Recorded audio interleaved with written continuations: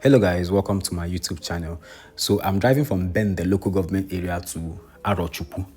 When I get to Arochukwu, the communities I'm going to be passing Ndi Inya, Abam, Arochukwu, and then I'm still going to get to Nde Ochuogwo in Arochukwu.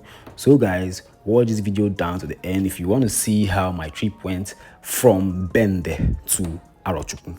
Arochukwu shares a common boundary with Bende local government just the same way Umuahia also shares boundary with Bende LGA.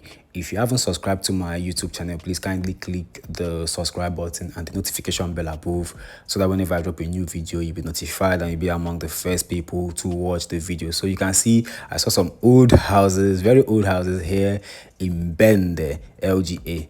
I saw, the structures I mentioned in my previous video where I was asking people that the wooden houses, if they were like people's houses. Someone corrected me and told me that the houses, those wooden houses that were just along the road, those houses are owned by, let's just say, are makeshift houses used by farmers, because both Bende and Arochukwu, these are places that are known for agriculture. They do a lot of agriculture. They like planting. They plant rice, potato, name it, plantain, anything you want.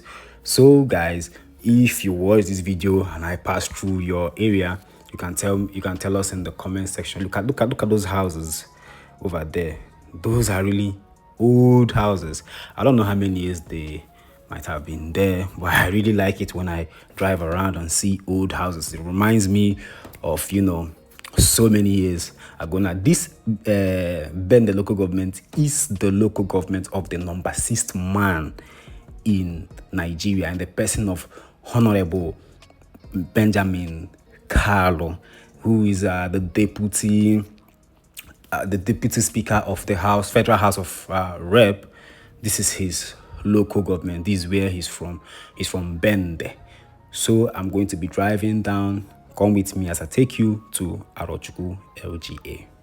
When you drive from Ozakoli Road in Umuahia, like in Umuahia town, and you are going to Bende local government, when you get into Bende local government, you're going to see a lot of beautiful mansions just beside the road there. But when you're driving from Ajata Ibeku and you get into Bende LGA, I didn't see the type of mansions I saw when you go through the other road. But then if you still enter inside, the village, maybe you still see such beautiful edifice scattered all over the place. But this is my personal observation though.